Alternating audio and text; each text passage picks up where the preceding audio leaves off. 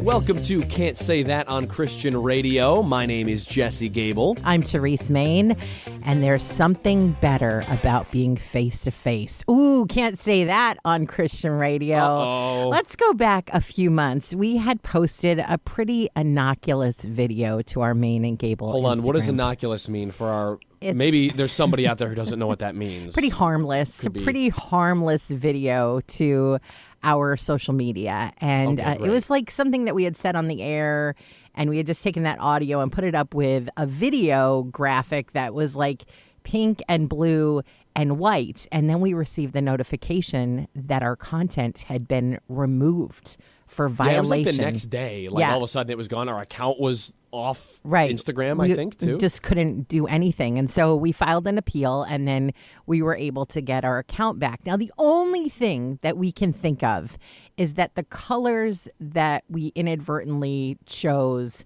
maybe represented an agenda that maybe one of our users would find offensive, but we didn't choose those colors based upon that. It was just like, we're looking for a pretty... average graphic that it just looked nice. Yeah. And so we were able to get our account back and everything. But it got me thinking about how much better face-to-face communication is, and especially as we move through this walk with Jesus. He was a guy who met people face-to-face. I mean, there wasn't technology then, but I don't think that it's an antiquated idea to think that that's superior. When God talks about the church, I don't think that he's talking about virtual church or social media church, because the reality is most of those platforms could be shut down in an instant, but being able to be together can't be shut down by the world. Mm-hmm. Yeah, so blue, white, and pink, those shades, that's the transgender flag. And there are many different flags for different sexual identities and whatnot, and everybody knows the rainbow is supposed to kind of encompass all of them. It's this sort of umbrella flag. And when it comes to face-to-face interactions, I think that I have been challenged on how different it is interacting with those sort of agendas online versus face-to-face. Because it's very easy to see during Pride Month, the logos change color and you go like, oh man, these people, this world's so lost, blah, blah, blah.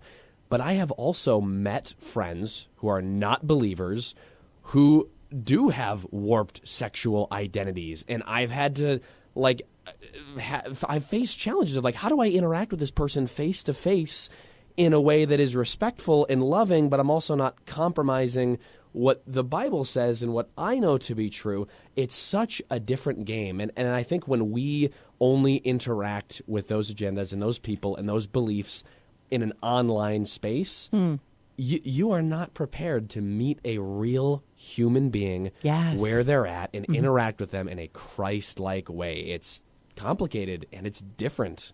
It is true that if you meet someone face-to-face, the hope is that the Holy Spirit you have in you will come out. Your love, your joy, your peace, your kindness will come out. And that has a way of tempering a difficult conversation more than a keyboard warrior does. If you had to call out a friend for something that they were doing that wasn't right, if you came at them face to face in person and they could understand your heart behind it, it's going to be a lot more effective. God so many times interacts with people face to face. In Genesis 3, we've got God walking with Adam and Eve in the garden. It's important to him. And then Christ in the flesh, coming to this earth as a man was like the ultimate face-to-face communication. We see Paul longing to see people in person, even as he writes to them. He's like, oh, I wish I could be with you. And somewhere along the way, we've gotten away from that. And, don't get me wrong, I love social media. It has allowed me to stay connected with people in ways that I otherwise wouldn't. But sometimes I wonder if maybe my circle isn't supposed to be that big. Your circle can get very out of hand quick online. Yeah, and part of me is like, maybe I'm not supposed to actually stay connected to people from high school. Like, I haven't gone to a single high school reunion, and I wonder if part of that is like, well, I've already talked to these people online, and whereas I would take the time to like go and see somebody again if I haven't seen them in like 5 or 10 years, you know? And so there's a part of me that is very torn about what social media has done to our society. Worst of all, I think that Christians can really get a bad rap. And once you say something in the social space, it's out there. Somebody's got that screenshot, you can't go back. You don't get a chance to say, no, what I meant was, or you know what? You're right. I shouldn't have posted that. Or I did that in the heat of the moment. And I have done that more times than I care to say. There are huge periods in my social media feed where I just don't say anything because I think about something I might want to say and I'll go, well, is this going to rub somebody the wrong way? And is it worth it? Nah, probably not. You know, is this thing that I say going to get misconstrued?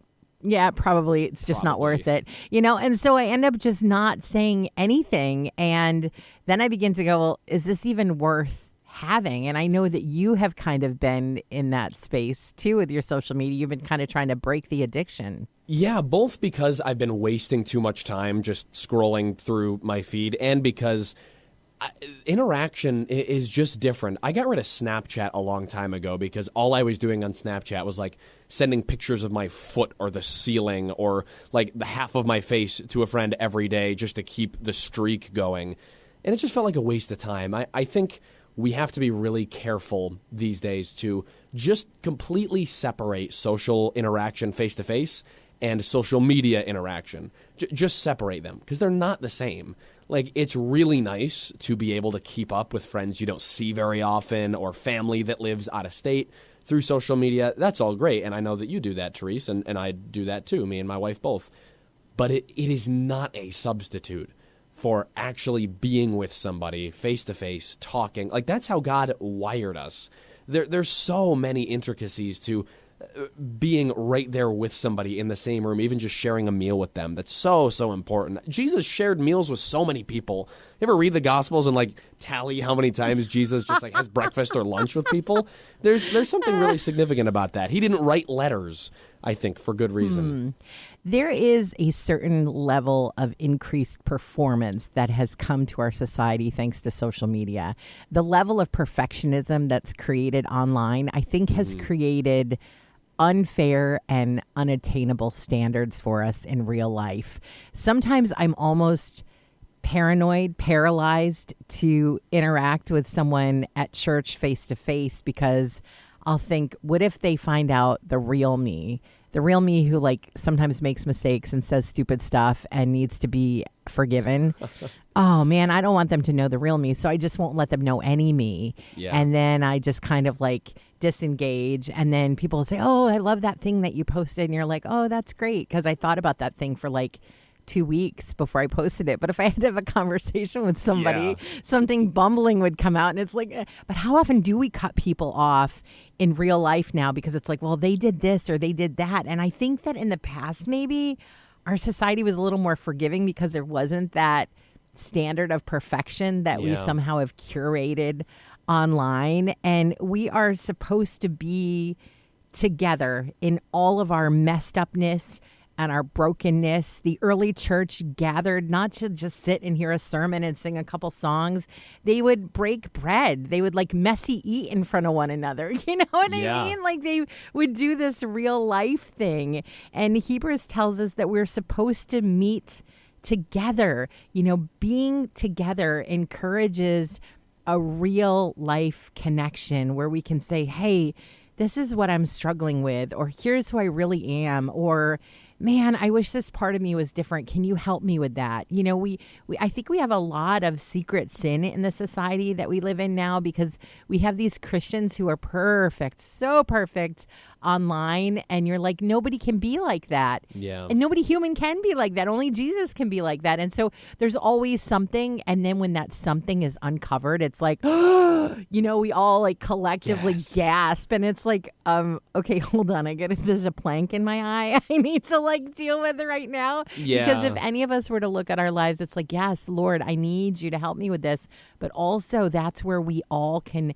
work together with one another. And so I think when I look at social media and the borrowed platform it is, I don't want to build my castle for Jesus on there, because in a second it could all be gone. And that's what made me realize with our post that was taken down from our Instagram page. It's like we haven't really vested that much time or effort into that page. Like we've only been a couple years, really of putting any content out there. But what if it had been 10 years of content and all these incredible messages and that was like our vehicle for conveying, and it would be all for what, And I don't want to just live in a place where someone at Meta can decide like, oh, you're done, or where someone can say, oh, this is hate speech. It needs to be taken down, when it's really just the truth of the gospel. I want to live in a way that's real and intentional and connects with people. And I want to build my kingdom on the rock. I want to build for Jesus on solid ground. And I'm learning more and more that social media is like the sandiest of all the sandy sand that they're ever sanded, I think social media posts are like lawn signs. Have you ever driven past a lawn sign for a political figure that you don't want to vote for, that you're against? Your mind. And you see like, you know what? Right. Maybe I should vote for them. Like it's just noise. It's not helping anything. When was the last time you were on social media and you saw somebody being a keyboard warrior in the comments yelling about this issue or that issue, and you go, you know what? I wasn't on your side, but now that you've been a jerk and spouted off a bunch of stuff on Facebook, I see where you're coming from. I think I'm going to change my mind. It's all 99% noise. I rarely get off social media and feel moved for Jesus because of a post I saw. But I do feel moved when I have a conversation with somebody about what they've been going through, about what God has shown them lately. As we've said many times already in this podcast, social media has many, many great uses for the kingdom. But I don't think, like you said, we should build our castle for Jesus in an online space where what you say is literally just chaff in the wind, and at any moment could all come crumbling down. I've noticed also a big lie when someone says, I just don't understand, or could you please explain? They don't actually want you to explain. Yeah, could someone please explain why? Because I've gone, well, actually, this is how and they're like, and you're like, oh, you didn't actually want me to explain it. You wanted me to say, oh, you're right. Oh, nobody's mind is being changed in the comment section. Can we all just, you're never going to win an argument in the comments. I know. That's how they get you, right? That's how they get you. God didn't send a distant message for us. God came to us face to face in the flesh. Jesus showed that being together in person in the flesh matters. Relationships are tangible. When we get together to speak and listen and worship and laugh and mourn and pray, we build a community for the kingdom, and that cannot be replicated on social media. Can't say that on Christian radio, but you can visit us online on Facebook and Instagram. Our page is still up. As long as we don't post any suspicious colors again, we'll be fine. Go to Family Life Maine and Gabel online.